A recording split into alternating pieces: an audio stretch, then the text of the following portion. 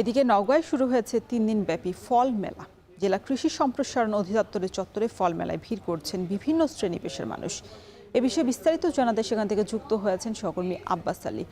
আব্বাস, ফল মেলায় কি ধরনের ফল দেখা যাচ্ছে, আর এই মেলায় কি সাশ্রয়ী মূল্যে পাওয়া যাচ্ছে কিনা বাজারের তুলনায়?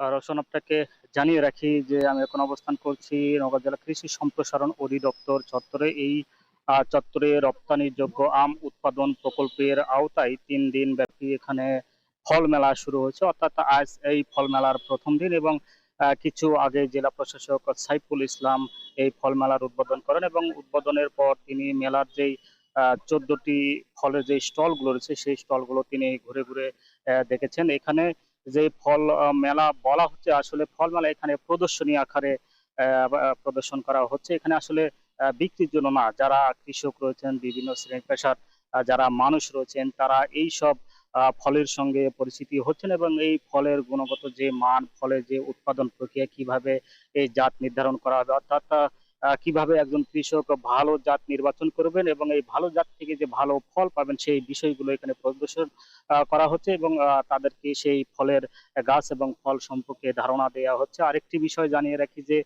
এখানে যে ফল মেলা, যে ফল অর্থাৎ আমের যে একটি স্টল রয়েছে, এই স্টলে প্রায় শতাধিক, অর্থাৎ আমরা সাধারণত যে নাগফজলি, আম্রপালি, ল্যাংড়া, হাড়িভাঙ্গা সহ যে কয়েকটি ফলের সাথে পরিচিত, তার চাইতে যে বিদেশি জাতের মিয়াজাকি সহ কিং জাম যে ফলগুলো রয়েছে, প্রায় শতাধিক ফল আম দিয়ে এই স্টলগুলো সাজানো রয়েছে এবং এই আমের স্টলের পাশাপাশি আমের যে আমসত্ত্ব যে উৎপাদন করা হয় সেই স্টল এখানে প্রদর্শন করা হয়েছে, যাতে করে আম থেকে যারা উদ্যোক্তা রয়েছেন তারা এই বিষয়টি সম্পর্কে ধারণা পাবেন। এছাড়া আরো যে নিরাপদ ফসল কিভাবে উৎপাদন করা যায় সেই স্টল ওইখানে প্রদর্শন করা হয়েছে। তো এই ছিল আমার কাছে ফল মেলা থেকে সবশেষ, এবং আগামী ২০ জুনের মধ্যে এই মেলাটি শেষ হবে।